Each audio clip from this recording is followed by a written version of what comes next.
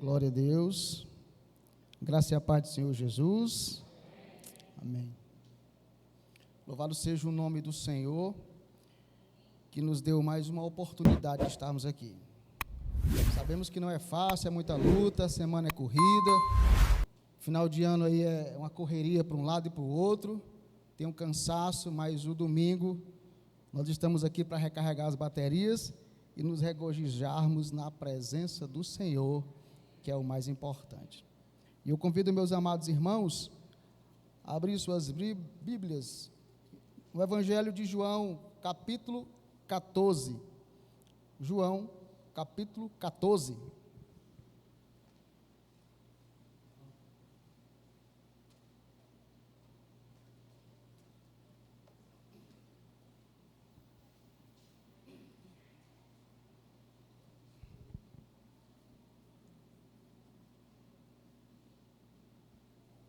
Amém?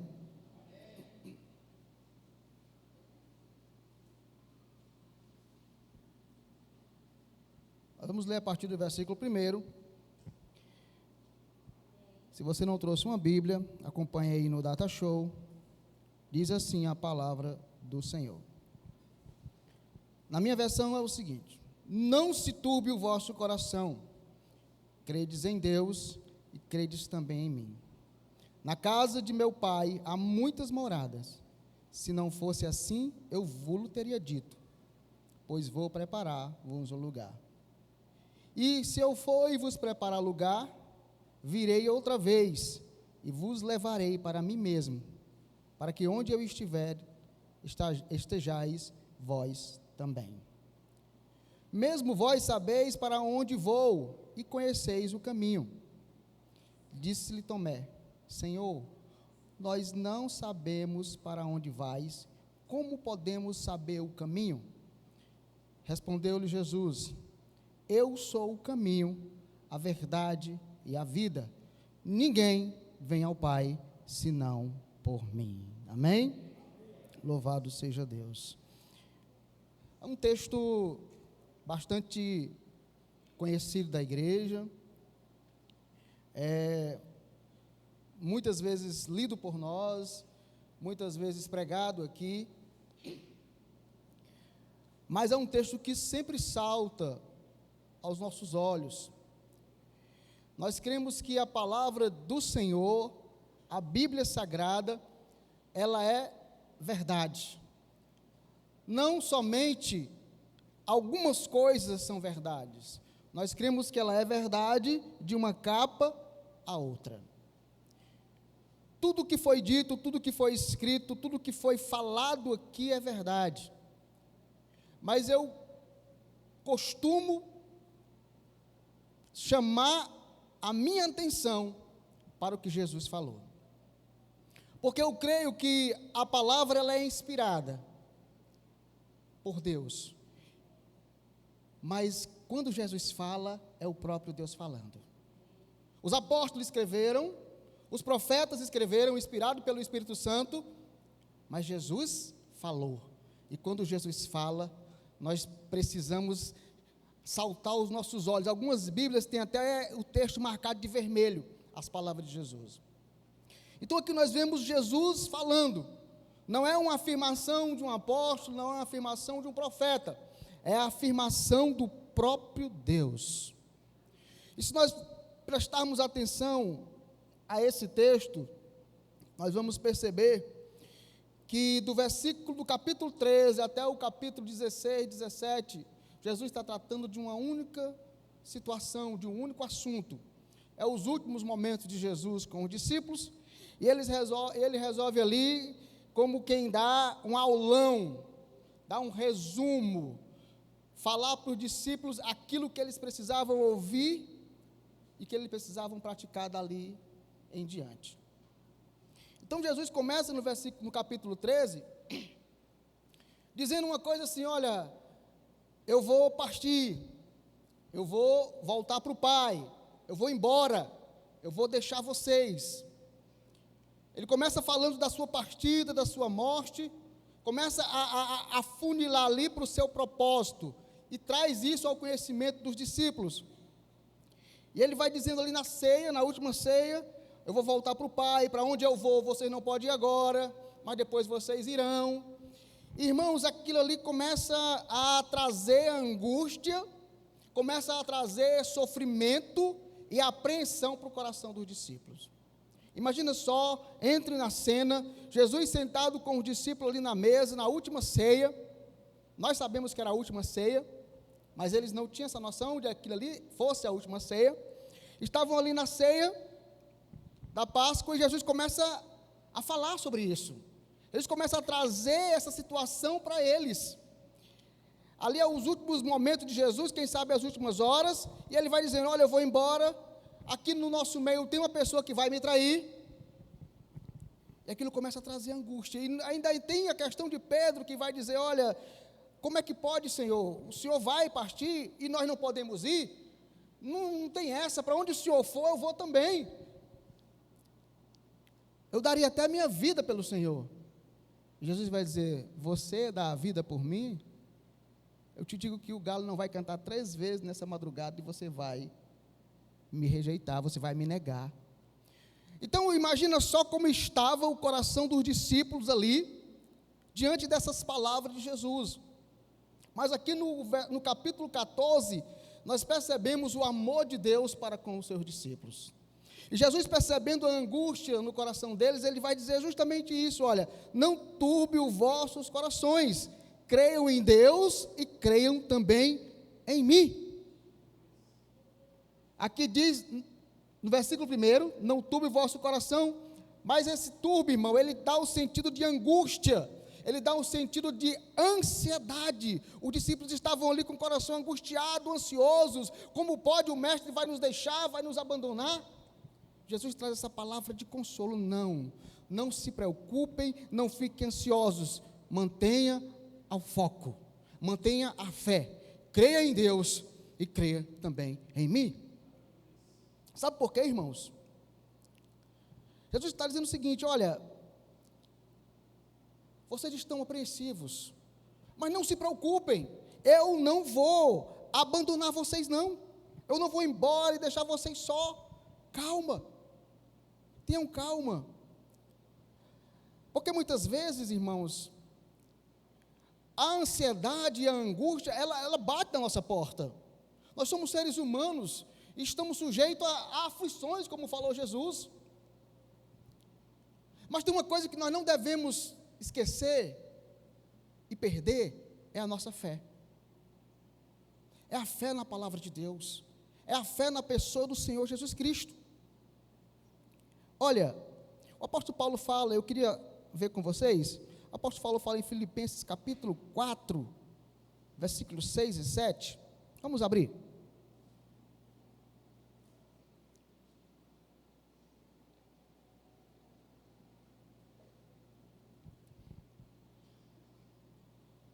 Diz assim, em algumas versões fala inquietos, outra versão fala ansiosos, mas vamos ler aqui: não estejais inquietos por coisa alguma, ante as vossas petições sejam em tudo conhecidas diante de Deus pela oração e pela súplica, com ações de graça. E a paz de Deus, que excede todo o entendimento, guardará os vossos corações e os vossos pensamentos em Cristo Jesus. Irmãos, isso aqui, quem pratica isso aqui, não vive ansioso.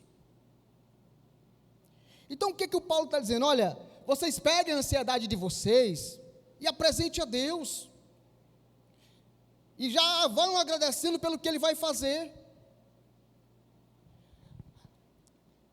É assim, pegue a ansiedade e troque pela paz. Irmão, não tem nada melhor do que a paz. Quem tem paz? Mas nem a paz, essa paz que o mundo dá, é a paz do Senhor. Quem tem paz, irmão? Se você tem paz no seu casamento, se você tem paz na sua família, se você tem paz no seu trabalho, na sua faculdade, na sua casa, se você tem paz na sua vida, você é uma pessoa feliz. Muitas vezes nós não estamos atentos ou valorizamos isso. Então o convite da palavra de Deus é: troque a ansiedade pela paz. Mas é uma paz que excede todo entendimento, é uma paz transcendental, é uma paz que ninguém consegue entender. E essa paz, só quem pode dar é Jesus Cristo. E essa paz, ela vai guardar o nosso coração, e essa paz, ela vai guardar o nosso entendimento, os nossos pensamentos, na pessoa de Jesus. Para quê, irmão? Para que nós não sejamos consumidos pela ansiedade, pela angústia. Então esse é o convite que a palavra do Senhor traz para nós nessa noite. E olha o que também de Jesus, no livro de João, capítulo 13, versículo 17, só para confirmar isso aqui. João 13, 17. Se sabeis estas coisas, bem-aventurados sois, se a fizerdes. A palavra de Deus. O que ele está dizendo? Se vocês sabem, se vocês conhecem, feliz sois vós, se praticais. É isso. Então nós sabemos que Jesus, ele nos convida a trocar a ansiedade pela paz. Mas por que muitas vezes nós nos deixamos ser consumidos pela ansiedade, ser consumidos pela angústia, a ponto de esquecer tudo que Jesus falou? Parece que dá um branco na nossa mente e nós não conseguimos enxergar mais nada, nós não conseguimos ver mais nada, nós só conseguimos sentir a aflição. E até a presença de Deus, que outrora sentimos, nós não sentimos mais. Muitas vezes, ou não, é sempre, é porque nós não estamos praticando a Bíblia, a palavra de Deus. Então o convite é muito simples. Então os discípulos ali estavam tristes, porque Jesus estava indo embora, Jesus estava dizendo que ia morrer. Imagina só, irmão, como não estava de fato ali os discípulos. Mas ele vai e diz muito rapidamente: olha, não turbe o vosso coração, crede em Deus e crede também em mim. Na casa de meu pai há muitas moradas. Ou seja, ele está dizendo: tenham fé. Essa separação que nós vamos ter, ela é temporária, ela não vai durar para sempre.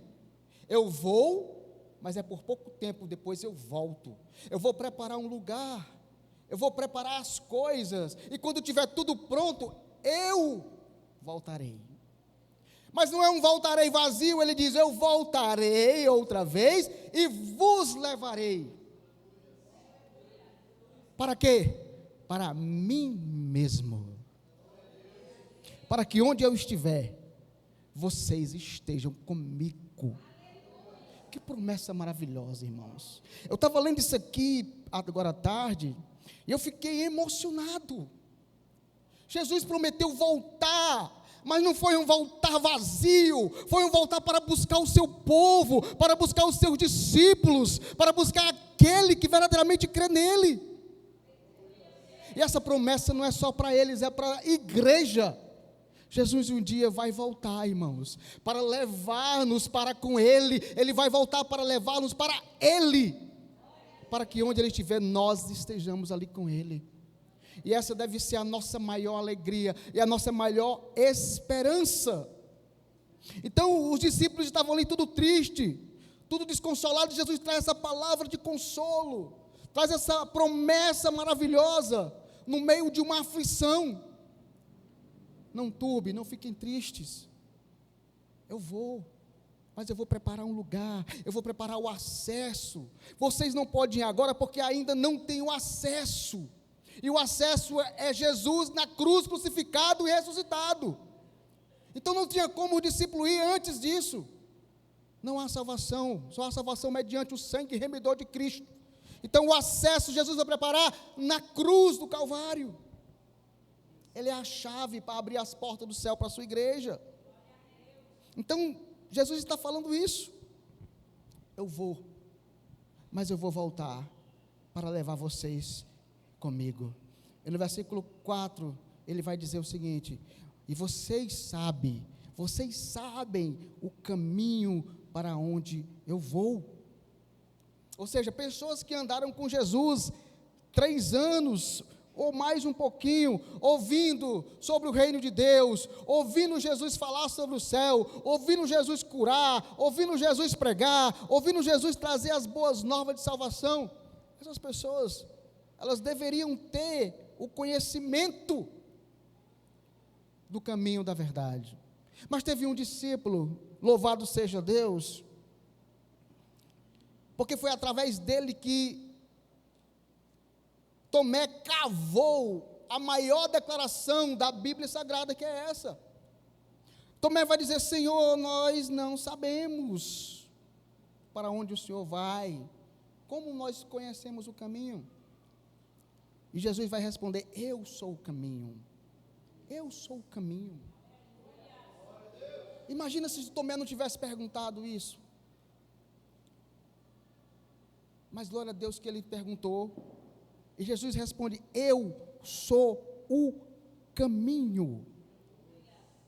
Irmãos, quantas pessoas não estão perdidas neste mundo aí fora, buscando para suas vidas uma direção?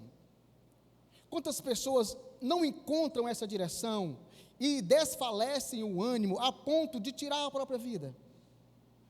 Quantas pessoas não estão aí fora desiludidas com a vida, desiludidas com tudo, desiludidas com o governo, desiludidas com a família, desiludidas com o casamento, porque estão sem direção, estão sem caminho, estão sem Jesus.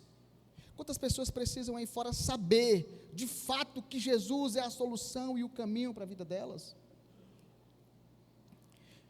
Olha, e olhando para essa declaração, Jesus fala: eu sou o caminho, a verdade e a vida.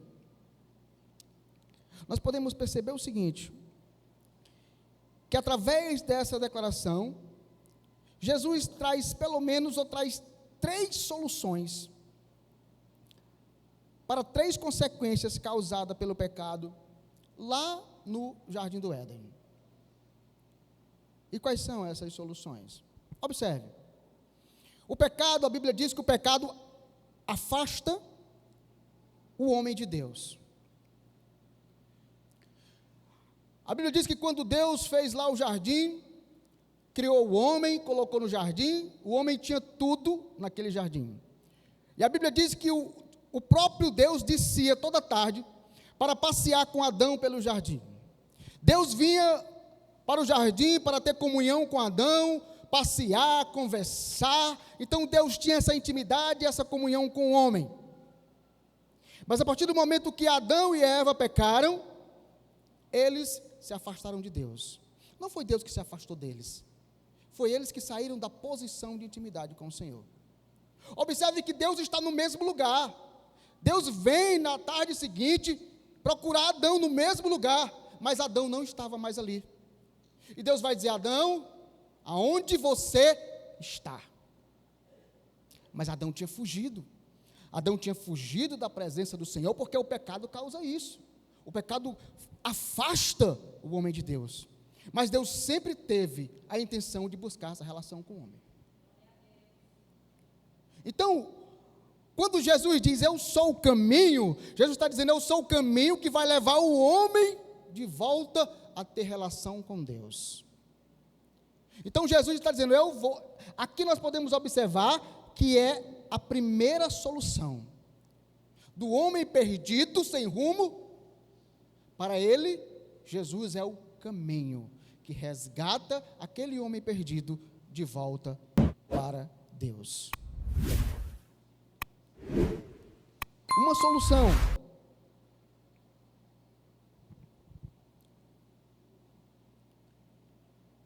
Mas este caminho, ele precisa ser apresentado. Este caminho precisa ser pregado. E aí entra a nossa obrigação como igreja do Senhor de pregar a palavra de Deus, de pregar a verdade. E a minha indignação é de ver que muitas igrejas perderam esse foco. Anunciar Jesus Cristo, o caminho vivo, que leva o homem pecador de volta a ter comunhão com Deus. Quantas igrejas estão cheias, multidões pela internet, templos grandes lotados, pessoas sedentas de ouvir a palavra de Deus, mas as pessoas não estão pregando mais a palavra de Deus. Perdem a oportunidade de apresentar o caminho que leva o homem de volta ao céu, a verdade. Perdem a oportunidade de pregar o Cristo ressuscitado, o Cristo crucificado. Pregam qualquer outra coisa, menos o Evangelho de Cristo. E perdem uma grande oportunidade, porque são ouvidos por milhares de pessoas. Portanto, Jesus, ele é o caminho que conduz o homem.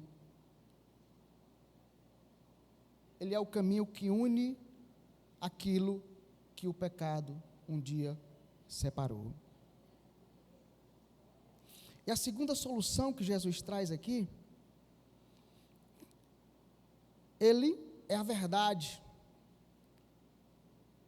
Ele é a verdade contra a mentira.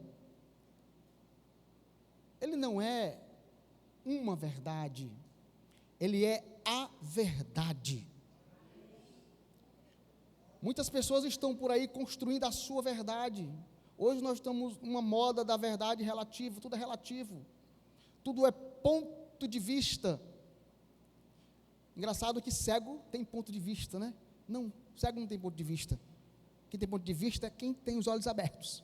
E nosso ponto de vista é Cristo. Ele é a nossa verdade.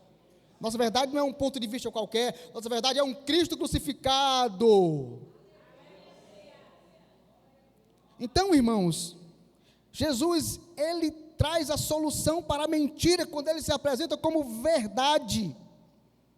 E eu volto de novo lá para o Éden, porque tudo começou lá. Eu quero ver com você no capítulo 3 de Gênesis.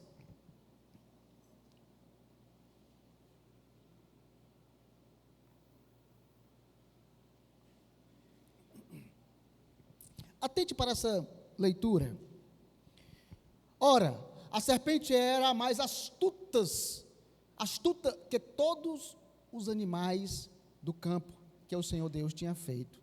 E esta disse à mulher: é assim que Deus disse, não comereis de toda a árvore do jardim? Olha que pergunta capciosa. Ele está usando o que Deus falou, mas de maneira deturpada. O inimigo, ele usa a palavra de Deus deturpada para enganar Eva. E esta cai na mentira do diabo. Olha, como quando eu falo que muitas pessoas estão aí com a oportunidade de pregar a palavra de Deus e não fazem, estão pregando uma palavra deturpada, irmão, que nada tem a ver com o evangelho. Vamos continuar a leitura. E disse a mulher, a serpente: do fruto das árvores do jardim comeremos, ou podemos comer, mas do fruto da árvore que está no meio do jardim, disse Deus: não comereis dele, nem tocareis, para que não morrais. Observe uma coisa. Eva, ela sabia da verdade, não sabia? Sabia. Mas por que ela caiu na mentira? Ela não sabia que aquilo que a serpente estava dizendo não era verdade? Porque ela replica a verdade aqui. Ela diz: não é bem assim não. Ele diz que a gente pode comer de tudo, agora tem dali, daquele fruto ali, a gente não pode nem tocar. Eva, irmão, sabia a verdade, mas ela não estava firme na verdade. Não adianta somente saber, irmão. Você tem que estar firme na verdade. Você tem que estar edificado na verdade. Você tem que estar firmado na verdade. Você não vai ter só força para dizer: isso é mentira. Não, você vai ter força para resistir quando você está firmado na verdade.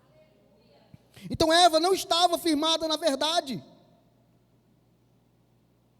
E o interessante é que Deus fala: olha, não comereis, nem nele tocareis. O que você entende por isso aqui, irmão? Sai de perto, nem olha, nem pega, não paquera com o pecado, foge, corre.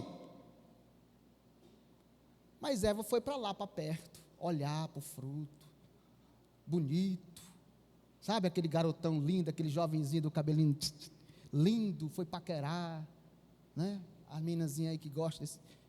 Cuidado, irmãos. Foge. Não olha, não toca. É morte para a tua vida. É desgraça para a tua vida. Fique com a palavra de Deus. Ah, mas eu conheço a verdade, mas fique firme na verdade. Não somente conheça, não. Pratique a verdade. É isso que vai fortalecer a nossa vida espiritual.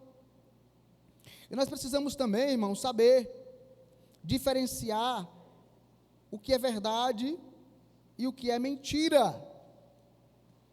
Porque a mentira, muitas vezes, ela vem disfarçada de verdade. E principalmente quando vem da parte do inimigo. Não vem dizendo, olha, isso aqui é uma mentira que vai te levar para o inferno. Não, que é isso? O prato que o inimigo oferece não é um prato feio, não, irmãos. É um prato bonito, mas tem veneno, tem pecado, tem morte. Então nós precisamos diferenciar para não cair no engodo dele. E a principal diferença entre a mentira e a verdade é que a mentira, ela escraviza. Se você contar uma mentira, você vai contar outra mentira para dar sustância àquela anterior, e assim você vai mentindo, e você vai estar preso na mentira, escravo da mentira. O próprio Jesus disse que aquele que peca, ele é escravo do pecado. E a verdade ela liberta, ela traz liberdade. Você não precisa esconder nada, você não precisa ficar com medo. Quando você fala a verdade, você tem convicção, você tem firmeza, você tem autoridade. Essa é a diferença. E nós precisamos ter esse discernimento para saber diferenciar a mentira da verdade. João, capítulo 8, versículo 32, pode abrir?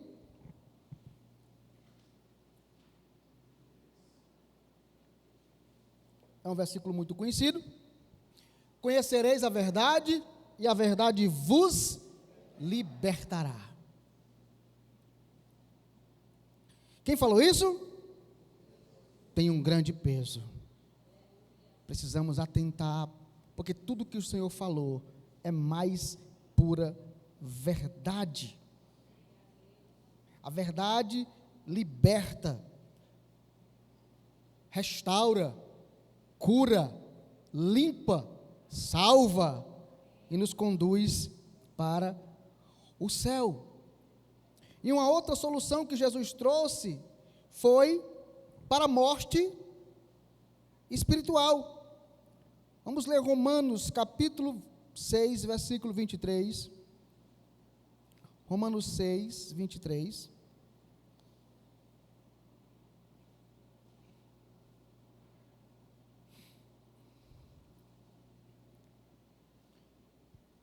Porque o salário do pecado é a morte, mas o dom gratuito de Deus é o quê? Por quem? Nosso Senhor. Observe que o pecado ele tem uma recompensa. O pecado ele tem um pagamento. O pecado ele tem uma consequência. O pecado gera morte. Mas Deus, pelo seu dom gratuito, nos dá a vida eterna por meio de Cristo. Então, quando Cristo está dizendo que é a vida, Ele está dizendo que é esta vida aqui. A vida eterna. A vida que vai fazer com que nós reinemos com Ele na eternidade. Então, Cristo não respondeu somente para Tomé: ei Tomé, eu sou o caminho. Não, Jesus deu completo, uma resposta completa. Eu sou o caminho, a verdade e a vida. Eu sou completo, eu sou a solução. É isso que Jesus está dizendo. Eu sou a solução para este mundo caído. Eu sou a solução para a vida do ser humano. Porque o homem sem Deus, irmão, é um homem morto, é um ser morto espiritualmente. A Bíblia fala que nós estávamos mortos nos nossos deleitos e pecado, mas o Senhor, Deus, nos ressuscitou juntamente com Cristo. E hoje nós temos a vida eterna. por meio do nosso Senhor Salvador Jesus Cristo. Então Jesus, ele solucionou essas 3 consequências do pecado que foi adquirido lá no Jardim do Éden. E no final do versículo 6 ele vai dizer: ninguém vem ao Pai senão por mim. Não há outro caminho que leve o homem a Deus. Jesus, ele não é um caminho. Jesus, ele não é uma vereda. Jesus, ele não é um atalho. Jesus, ele é o único caminho. Não existe outro caminho. Não existe um desvio. Vamos por aqui que eu vou chegar mais rápido. Não, não tem. Ele é o único caminho. E nós precisamos, calma. Se nós queremos ir ao céu e ver o nosso Senhor e Salvador Jesus Cristo, nós precisamos estar neste caminho. Não é somente conhecer o caminho. Eu sei o caminho. Não, nós precisamos estar no caminho. E eu sempre lembro de estar no caminho. Eu vou lá para Provérbio 6, 23, eu acho que é 6, 22 a 23, que diz: ensina a criança no caminho. Ensina um menino no caminho. Não é ensina um menino o caminho, é ensina no caminho. É você ser exemplo, é você estar no caminho também. Então nós precisamos estar no caminho. Esse negócio que o mundo diz que todos os caminhos levam a Deus, é mentira.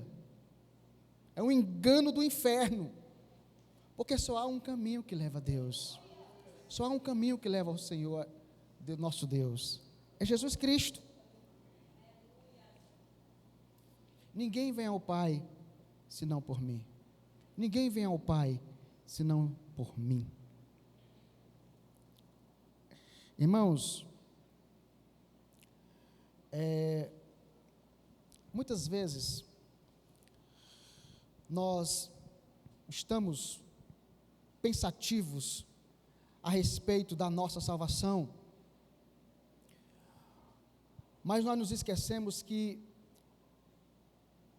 nós que aceitamos ao Senhor Jesus Cristo, nós que aceitamos esse caminho, vivemos essa verdade e temos essa vida, nós não precisamos ser temerosos quanto à nossa salvação.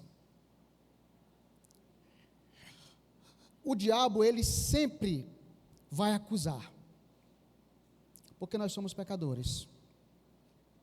Desde que nascemos, temos uma lista de pecado.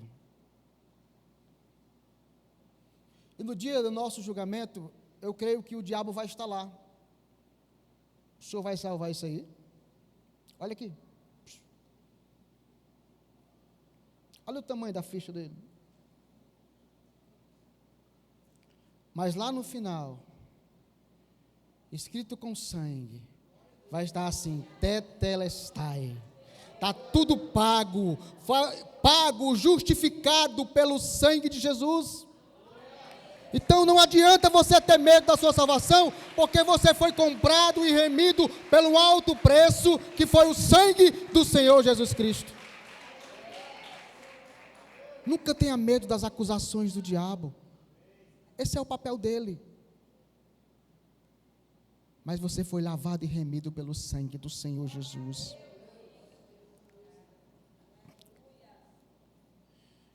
Então, o nosso caminho, o caminho que nós seguimos, o caminho que nós cremos que vai nos levar ao Senhor Jesus, a levar a Deus, é o Senhor Jesus Cristo.